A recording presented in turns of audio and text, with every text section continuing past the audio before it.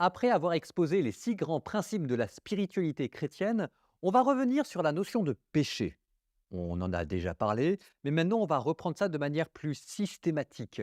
Nous allons voir les différents types de péchés, les ennemis que nous devons combattre et les guides qui nous aident dans cette lutte. Le but de ce module, c'est de t'encourager dans ta propre conversion.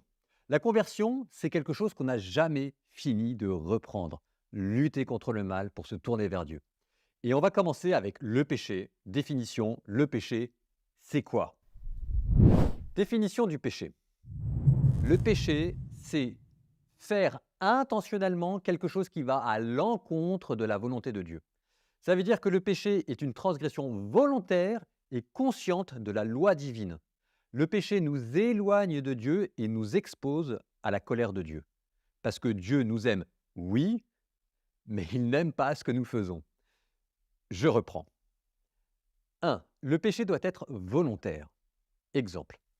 Si nous blessons quelqu'un sans le vouloir, à cause de nos maladresses et pas par méchanceté, est-ce que c'est un péché? Eh bien, pas directement. Nous devons lutter contre nos maladresses, oui, évidemment, mais on ne combat pas ces maladresses comme on combat le péché. Le péché doit être haï, et les maladresses demandent, elles, plutôt de l'humour sur nous-mêmes. On a aussi un caractère que nous n'avons pas choisi, et il faut apprendre à l'aimer, même avec ses limites. 2. Un péché doit être conscient. Et là, j'insiste sur le rôle crucial de la conscience morale. Il faut former sa conscience. Ça, Dieu nous en tient pour responsables. Mais si quelqu'un de bonne foi ignore que quelque chose est mal, devant Dieu, il n'est pas coupable. Par exemple, la Bible dit, tu sanctifieras le jour du Seigneur. Et pourtant, il y a beaucoup de gens qui ne savent pas que ne pas aller à la messe le dimanche est un péché parce que personne ne leur a dit. Dans ce cas-là, Dieu ne leur en veut pas, même si ce n'est pas non plus exceptionnel, mais ils ne le savaient pas. Mais sauf que pour vous, maintenant je vous l'ai dit, donc pas de chance. 3.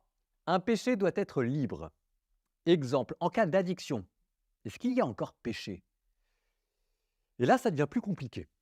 Les premières chutes sont les plus graves, ça c'est sûr, car elles étaient libres, donc péché. Mais ensuite, le cœur s'habitue et ça devient comme plus difficile de résister au péché.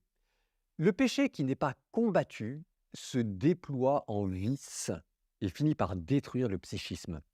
Par exemple, dans l'alcoolisme, la liberté s'affaiblit progressivement, parfois même au point qu'on est moins dans l'ordre du péché que de la misère. Et l'addiction suscite alors de la part de Dieu moins la colère que la pitié, pourvu qu'on lutte d'autant plus contre elle. Si tu as des addictions, demande de l'aide à un conseiller spirituel pour que tu sois accompagné. Et maintenant, on passe en revue les différents types de péchés. Et on commence avec les péchés véniels et les péchés mortels. Péché véniel et péché mortel. On en a déjà un peu parlé, hein. C'est une distinction qui vient de la Bible, dans la première lettre de Saint Jean, chapitre 5, verset 16. Saint Jean, qui parle d'un péché qui ne mène pas à la mort, les péchés véniels, les fautes légères. Véniel, c'est un mot latin qui signifie pardonnable. Des péchés que la messe et la prière peuvent parfois remettre, c'est ce qu'on avait dit. Et puis de l'autre côté, il y a un péché qui mène, lui, à la mort pour Saint Jean. Le péché mortel, qui par sa gravité supprime la vie éternelle en nous. Il est grave au point de poser la question du paradis ou de l'enfer, d'où son nom. Et dans ce cas, il est nécessaire de demander pardon en le confessant à un prêtre. Je te renvoie à notre module sur la confession qui expliquait bien cela. Et nous, on va continuer sur une définition plus rigoureuse du péché mortel pour continuer à explorer ça.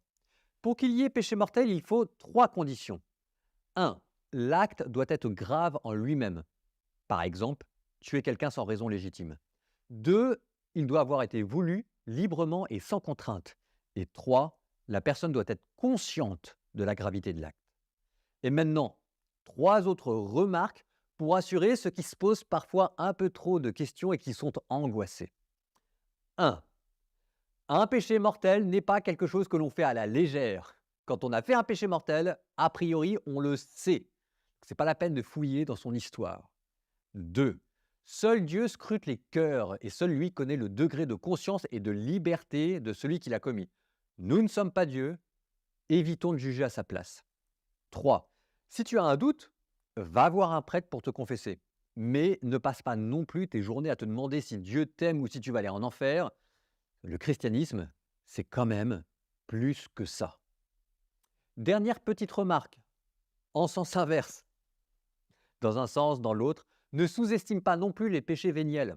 Ok, ils sont moins graves, mais ils t'éloignent quand même de Dieu. Comparaison tirée de la corrida. Pour fatiguer le taureau, on commence par lui planter des pics pour le faire saigner. Et ensuite, quand le taureau est bien fatigué, qu'il est bien saigné, le toréador lui donne le coup de grâce. Ben, c'est de la même manière que les péchés véniels préparent les péchés mortels. Attention. On passe maintenant aux autres péchés, les différents types de péchés. Les péchés capitaux. Il y en a 7, l'orgueil, la jalousie, la paresse, la colère, l'avarice, la gloutonnerie et l'impudicité.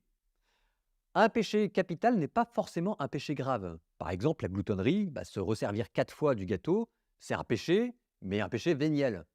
Un péché capital, ici, ça veut dire qui te met sur une mauvaise pente. La gloutonnerie entraîne à la relâche. L'orgueil entraîne à la vantardise. Les 7 péchés capitaux, en fait, sont utilisés comme un moyen de diagnostiquer en nous nos points faibles. Ce sont des points d'attention à avoir et c'est bien que tu connaisses, entre guillemets, ton péché capital favori. Ça te donne un axe de lutte. Autre type de péché, le péché contre le Saint-Esprit. Jésus a dit de ce péché qu'il ne pouvait pas être pardonné. D'où l'angoisse de nombreux recommençants. Est-ce qu'ils ont commis le péché contre le Saint-Esprit? Non. Le péché contre le Saint-Esprit, c'est le refus délibéré du pardon de Dieu. Soit parce que nous pensons que nous n'avons pas besoin de pardon, c'est le refus de se repentir, soit parce que nous croyons que Dieu ne veut pas pardonner. Dureté de cœur. Et c'est sûr que si tu ne veux pas que Dieu offre ton pardon aux hommes ou à toi, ça va être difficile pour lui de t'offrir le pardon. Dernier type de péché, le péché originel. On en a déjà parlé avec Adam et Ève. Ce n'est pas un péché que nous avons commis personnellement, mais dont nous subissons les conséquences. Ça veut dire que nous naissons privés de la grâce, avec une nature blessée, une psychologie que le mal attire et un corps plus fragile aussi. Voilà pour les différents types de péchés. Nous parlons maintenant de ce qui nous pousse au péché. On combat d'autant mieux qu'on connaît ses ennemis. Les ennemis à combattre. D'après la Bible, il y a 3 ennemis à combattre parce qu'ils nous poussent au péché. Le diable, le monde et nous-mêmes. Nous-mêmes. Le premier ennemi, c'est nous-mêmes, notre ego. La Bible appelle ça la chair, c'est-à-dire nos mauvais traits de caractère, nos colères, nos addictions, nos pulsions désordonnées qui sont en nous. Depuis le péché d'Adam et Ève, péché originel, notre nature humaine est affaiblie et il y a en nous des désordres. Le baptême efface nos péchés, oui, mais il ne supprime pas ces désordres. C'est un combat que Dieu nous a laissé pour nous inciter à utiliser la force du salut qu'il a mis en nous au baptême. Deuxième ennemi, le monde qui nous entoure, sans être paranoïaque non plus. Mais c'est vrai que les publicités impudiques sur Internet, les idéologies à la mode et qui peuvent être néfastes, et parfois même nos amis, peuvent nous entraîner vers le péché. Citation, les mauvaises compagnies corrompent les bonnes mœurs. Parfois, il faut se protéger, avoir des filtres sur son smartphone, prendre des distances avec telle ou telle personne. Et dernier ennemi, le diable. Ultimement, toutes les tentations viennent de lui. Séduction, manipulation, suggestion, exaltation. Tu te souviens? Donc attention à ne pas le voir partout, attention à ne pas le voir nulle part non plus. Souvent, on n'a pas besoin d'invoquer le diable pour expliquer son propre péché. Donc, examine d'abord si tu n'es pas responsable toi-même de ton propre péché, premier ennemi, ou si cela vient de ton entourage, deuxième ennemi. Sinon, ok, ça vient du diable. Dans ce cas-là, prie, ça marche. Après avoir évoqué nos ennemis, nous parlons maintenant de nos guides dans ce combat, les lois que Dieu nous a données comme rempart contre le mal. Les 3 lois que Dieu nous a données. La première loi que Dieu t'a donnée pour t'aider, c'est ta conscience. Encore la conscience. Mais j'insiste, oui, la conscience morale est en toi en fait comme l'arbre de la connaissance du bien et du mal, planté au centre du paradis et qui t'indique où tu trouveras la paix de l'âme. Je te rappelle la citation que je t'avais donnée, mais elle est très belle. La conscience est le sanctuaire inviolable où l'homme rencontre son Créateur. Même le diable n'y a pas accès. Personne n'a le droit de forcer ta conscience, même toi. Si en ton âme et conscience, tu penses devoir faire quelque chose, tu dois le faire. Pourvu que ta conscience soit correctement éclairée et formée. Parce que depuis le péché originel aussi, notre conscience est parfois comme déformée, fragile, endormie. Et c'est pour réveiller notre conscience que Dieu d'ailleurs nous a envoyé des prophètes. D'où deuxième loi, la loi révélée. La loi révélée en abrégé, ça donne les 10 commandements que Dieu a donnés à Moïse sur le mont Sinaï.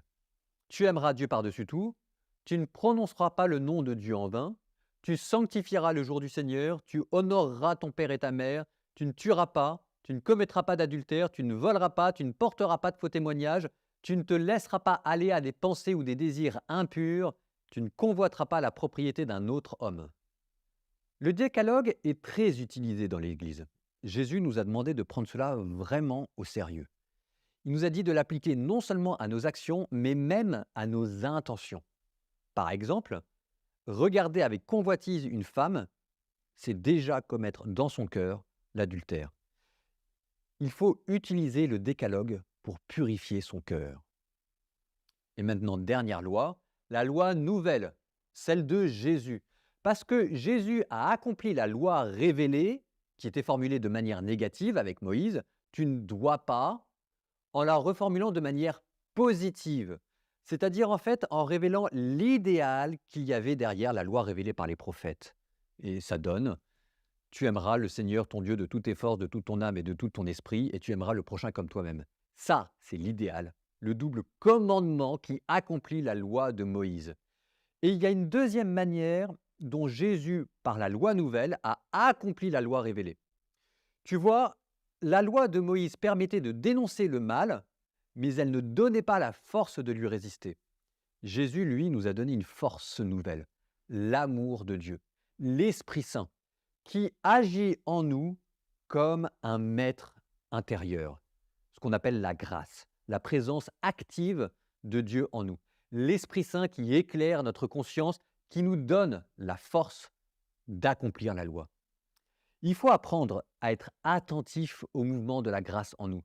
C'est comme une loi qu'il nous faut suivre, parce que cette grâce qui agit en nous nous fait trouver notre joie dans ce qui est bien. Tout, en fait, dans le christianisme est au service de cette loi nouvelle. L'amour de Dieu, le maître intérieur. Même les sacrements, la messe, le baptême, la confession, tout ça, entre guillemets, ce ne sont que des moyens pour nourrir cette grâce qui en nous fait sa loi. En bref, nous voici parvenus au terme de ce module consacré à la conversion et à la lutte contre le mal et le péché. Je te rappelle les principaux thèmes que nous avons abordés. 1. Définition. Le péché est une transgression volontaire et consciente de la loi divine. 2. Il y a les péchés véniels, les péchés mortels, les péchés capitaux, le péché originel et le péché contre l'Esprit Saint. Il y a 3 ennemis qui nous entraînent au péché contre lesquels nous devons lutter. Nous-mêmes, le monde, le diable. Dieu nous a donné des lois pour nous accompagner dans cette lutte, la loi de la conscience, la loi révélée, notamment le décalogue avec Moïse, et la loi nouvelle donnée par Jésus avec la grâce. Je termine ce module consacré à la lutte contre le mal par une phrase que j'aime énormément d'un vieux moine. Citation. Pour tout péché, Dieu a prévu l'heure de la délivrance, mais tu n'en connais pas encore le terme. Prie donc pour en hâter la venue. J'aime beaucoup cette phrase. Elle dit tout. À la fois la miséricorde de Dieu à notre égard et la patience et l'endurance que nous-mêmes devons avoir dans nos luttes contre le mal. Donc, allons-y. Ayons confiance à Dieu et luttons.